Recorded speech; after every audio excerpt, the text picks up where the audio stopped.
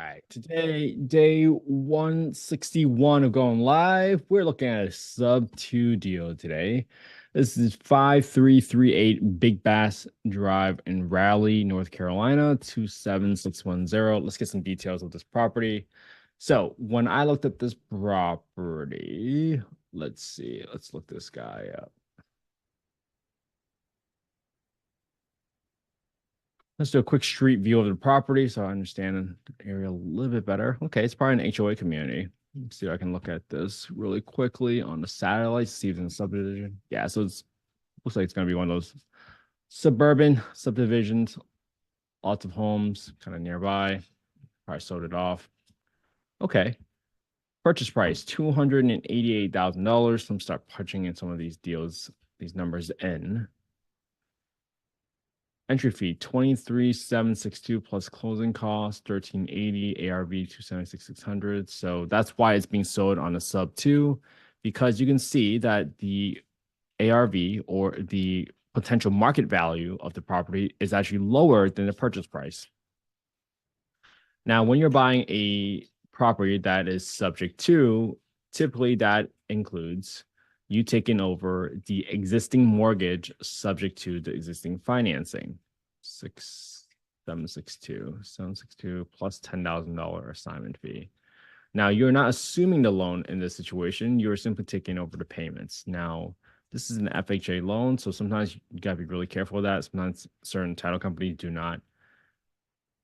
will not perform the close on it just because it might put their license at risk. So just be a little bit careful about that. And the PITI is 1864. So I'm gonna go to the property taxes section. It goes 1864 minus the principal minus the interest. And I'm gonna plug in the balance here. What is the mortgage details? 264,238. 264,238. Interest rate is 5%.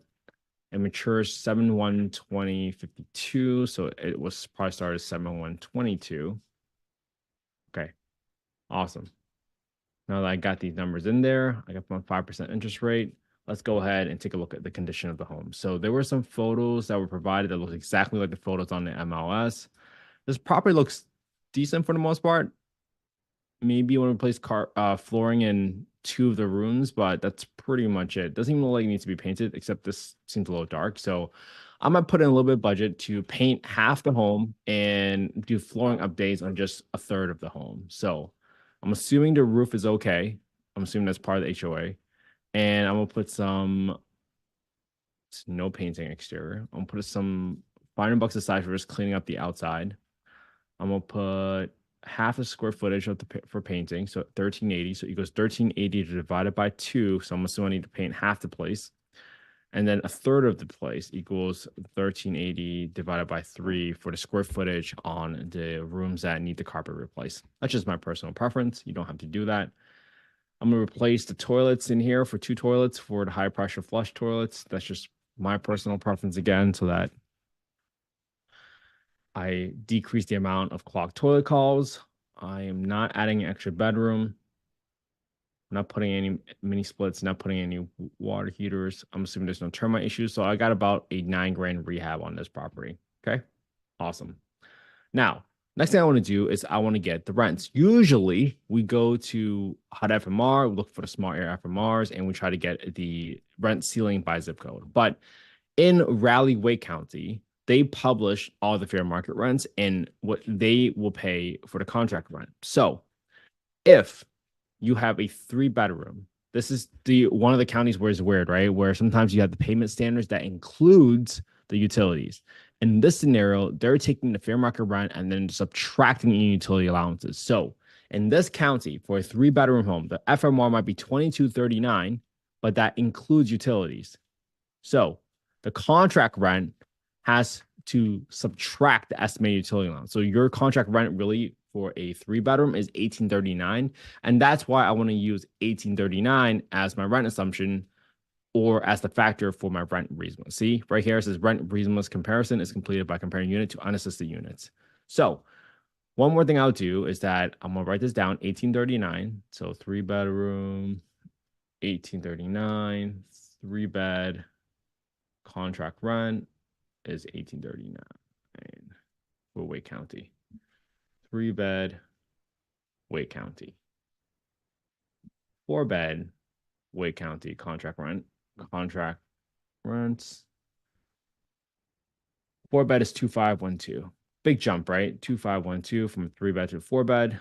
But I'm not sure if I even have the square footage here to convert this property. But hey, at 1839, let me compare that to the market rent. So I get the market rent by going to affordablehousing.com, going to the market rent estimator, plug in the address, plug in the bedroom count, clicking get estimate, and you will see right here on the bottom right that on average for 14 units within a 0.33-mile radius, the average rent is 1880.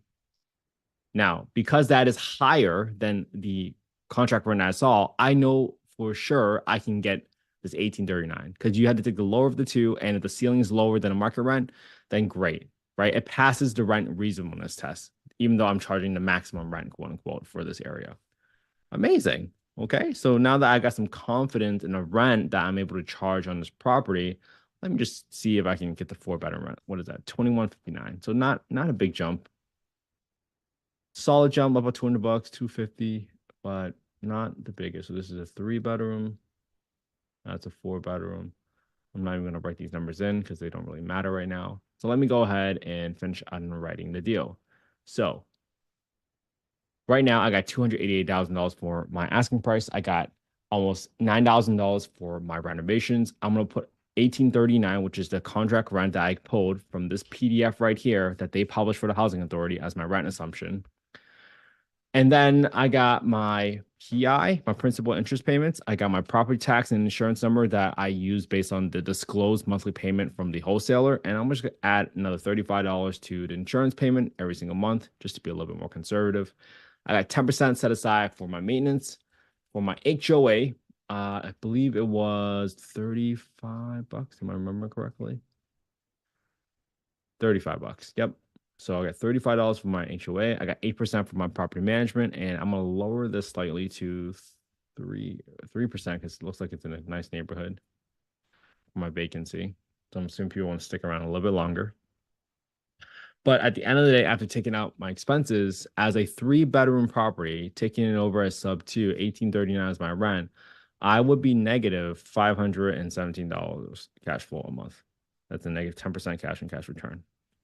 Assuming my purchase price was $288. So you can see why this is being marketed and why that person probably didn't take down the deal themselves, because it's not exactly the best deal. Oh wait, there's no cash to seller. So all of that. Zero that out. Boom. 5%, and there's no down payment. So here's your pluses for this property. One, you get a property for about $23,000. Very low in terms of the percentage of entry fee. However, you will be losing money every single month. You'll be losing $500. But for you, it's going to depend on your own investment criteria and your own strategy, because some folks might just want to break even and ride their appreciation. If they believe that this area in Raleigh is a great area, then maybe they want to actually stick around. So scores are okay. You got some 5s and 6s. Crime score is 113, so it's just slightly above average. So there's nothing bad about this area, but I don't know this market as well. If you know this market better and you're like, oh yeah, this area is going to blow up in the next couple of years. Well, now all of a sudden you might gain 100 grand. Now all of a sudden you might say, well, maybe it is good for me to lose $500 a month and lose $6,000 a month. I mean, a year.